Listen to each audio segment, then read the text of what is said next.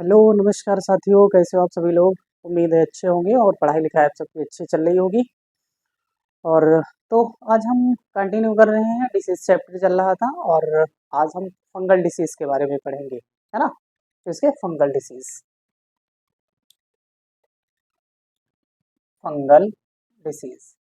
है ना, डिसीज, ठीक है। फंगल डिसीजेस के बारे में हम लोग बातचीत करेंगे।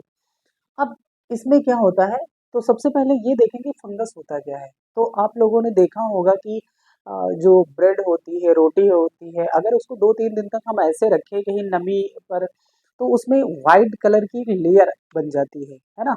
वही होता है फंगस। ठीक, वही होता है हमारा कवक, जिसको हम कवक कहते हैं, फंगल डिसीज, है ना। क्या होता है, कवक, ठीक है। तो अब ये इसके बारे में पढ़ेंगे, फंगस के बारे में। फंगस होता क्या है, फंगस क्या है। तो सबसे पहले ये कहेंगे, ये लिविंग ऑर्गेनिज्म है ना। ये लिविंग ऑर्गेनिज्म और ऑर्गेनिज्म है ना। लिविंग ऑर्गेनिज्म का मतलब क्या होते हैं, ये भी सजीव होते हैं, है ना, सजीव होते हैं। दूसरी बात करेंगे, ये कैसी सेल होती हैं, तो multi cellular, multi cellular, cellular, है ना, बहुकोशिकीय होती है। मल्टी सेलुलर बोले तो बहुकोशिकीय, बहुकोशिकीय, एक से अधिक बहुकोशिकीय।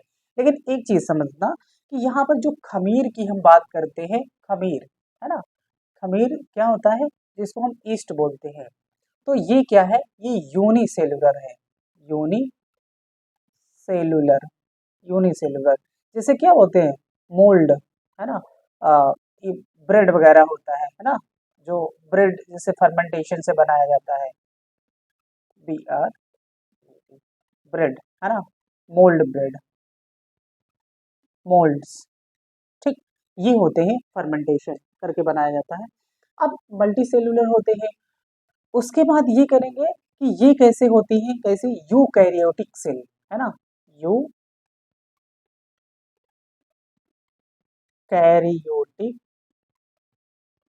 यूकैरियोटिक सेल होती है ना, ठीक।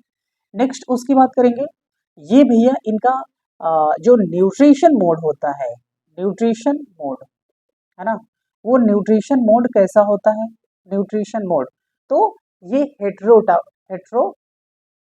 ऑटोट्रोप और एक होता है हेट्रोट्रोप। तो ये होते हैं heterotrophic, trophic mode, heterotrophic mode. इसका मतलब क्या होता है, परपोषी होते हैं। परपोषी बोले तो, परपोषी बोले तो क्या होते हैं ये, जब दूसरों के ऊपर ये डिपेंड होते हैं, है ना। अब इनका मोड कैसे होता है, या तो ये होंगे, या तो कैसे होंगे, या तो ये होंगे पैरासाइट, है ना, पैरासाइटिक, पैरासाइटिक पर डिपेंड होंगे, है ना वैसे, या फिर ये सेप्रोफाइटिक, सेप्रोफाइटिक, और यह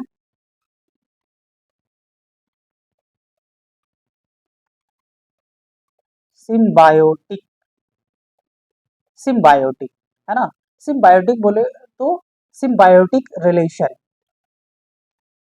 सिम्बायोटिक रिलेशन बोले तो ये क्या होते हैं, सह संबंधी या सह संबंधी, सहजीवी जिनको बोलते हैं। जैसे कि क्या होता है, एग्जाम्पल में लाइकेन, है ना, लाइकेन, और ये बने किससे होते हैं, एल्गी और फंगस, है ना, या फंगी, ठीक।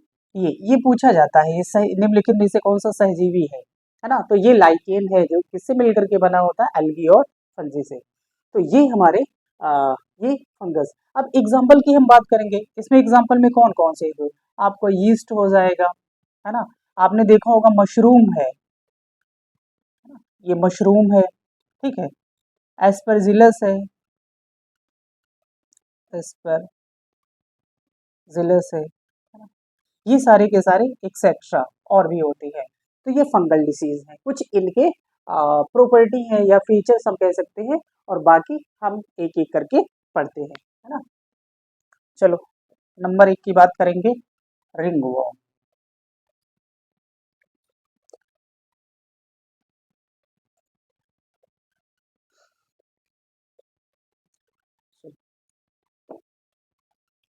पहला क्या है? पहला है रिंगवॉर्म, रिंगवॉर्म, है ना?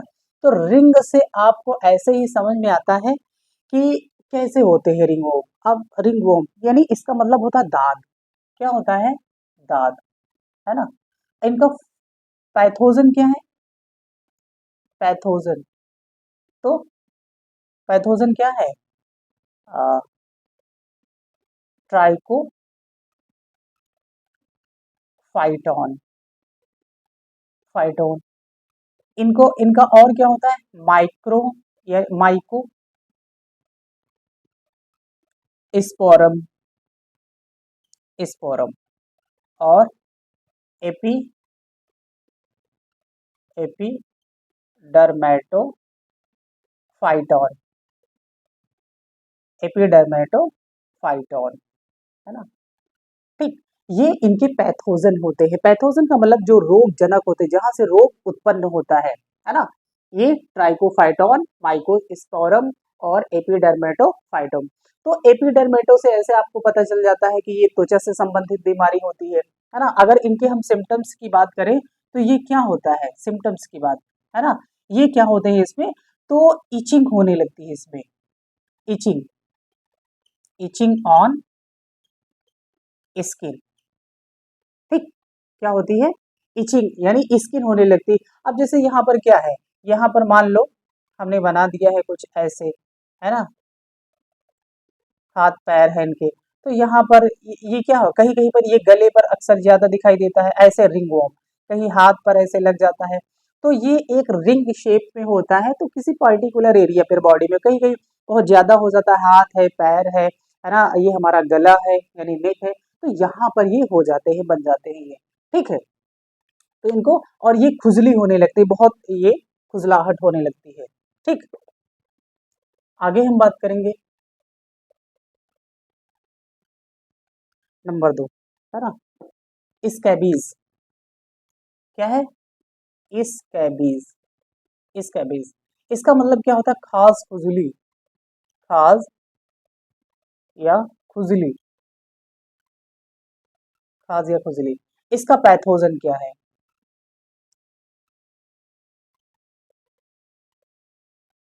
तो एस्कार, एस्कार सिएसिस, सिएसिस, एस्कार सिएसिस, स्कैबीज, इसके बीज।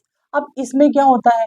तो इसके सिम्पटम्स क्या होते हैं? तो इसमें भी खुजली होती है यानी इचिंग होती है, इसमें इचिंग होती है, इचिंग ऑन स्किन सेम होती है, लेकिन इसमें क्या होती है? इसमें पूरी बॉडी में होती है। छोटे छोटे दाने पड़ने ऐसे दिखाई देते हैं, छोटे छोटे, है ना?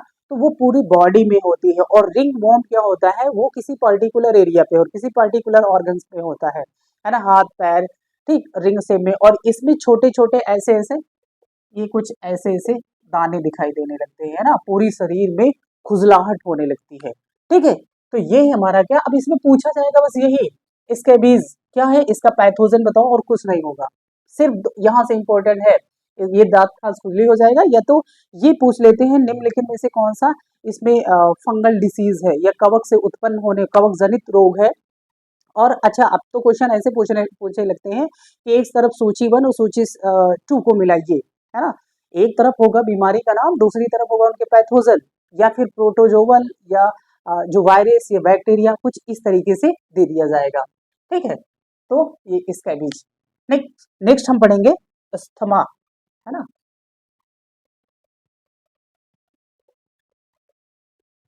नेक्स्ट है हमारा अस्थमा। ठीक है, अब देखो,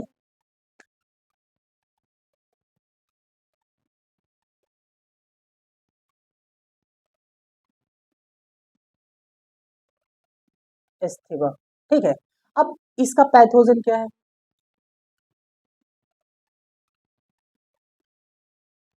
पैथोजन, तो पैथोजन इसका क्या है? As per, as per Aspergillus, Aspergillus है ना, एस्परजिलस फ्यूमेजाइटिस, फ्यूमेजाइटिस। ठीक। अब इसमें क्या होता है, तो इसमें अब ये इसका अगर यहाँ देखेंगे वेक्टर क्या होगा, तो वेक्टर एयर के माध्यम से होगा। मान लो हम कहीं सांस हम ले रहे हैं, है ना, अब ये सांस ले रहे हैं तो एयर हमारे अंदर जाएगी, जब एयर जाएगी तो ये एस्परजिलस फ्यूमिजाइटिस ये क्या होती है, फंगल होगी, जो इसके साथ में हमारे ट्रेकियल में, यानी जो श्वास नलिका होती है उसमें चली जाती है, तो ये कहाँ जाएगा, ट्रेकिया, है ना, ट्रेकिया। मान लो ऐसे ऐसे ट्रेकिया है, तो इसमें क्या होगे, ऐसे ऐसे सबमिट ये डिपॉजिट होना स्टार्ट हो जाएंगे इस तरीके से, और फिर यहाँ पर जो ऑक्सीजन लेवल होता है वो क्या होता है, वो कम होने लगता है। जब कम होने लगता है तो हमारी सांस फूलने लगती है, और जो सांस फूलने लगती है तो इसी को हम क्या बोलते हैं, दमा रोग, है ना, अस्थमा के बोलते तो दमा, दमा रोग होता है। ठीक है, तो अस्थमा कहाँ से होता है, एस्परजिलस फ्यूमिजाइटिस। क्लियर है, ये समझ में आ गया होगा। ठीक है, नेक्स्ट है एथलीट, है ना, एथलीट डिसीज। ठीक है, athlete disease.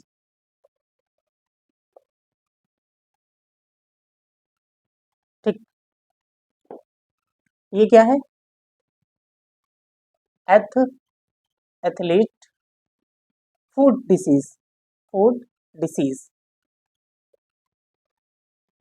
Athlete food disease. तो अब ये क्या है, पैथोजन,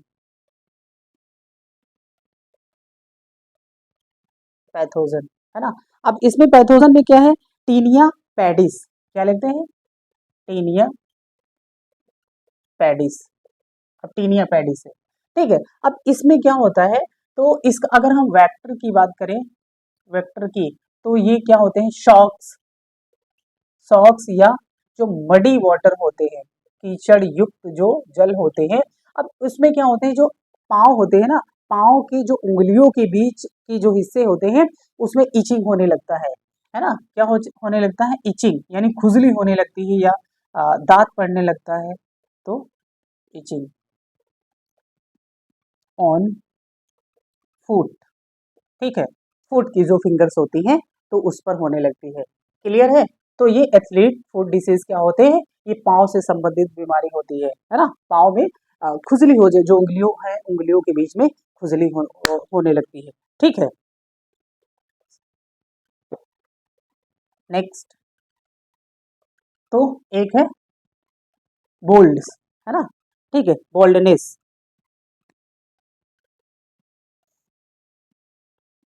बोल्डनेस, गंजापन, गंजापन। तो अब इसमें पैथोजन क्या है,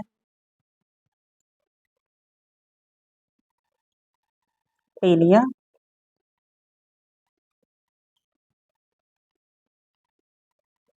कैपिटीज। ठीक है, अब टेनिया बैक्टीज, अब इसमें क्या होता है, तो इसमें सर में ये डैंड्रफ होने लगते हैं, है ना, डैंड्रफ।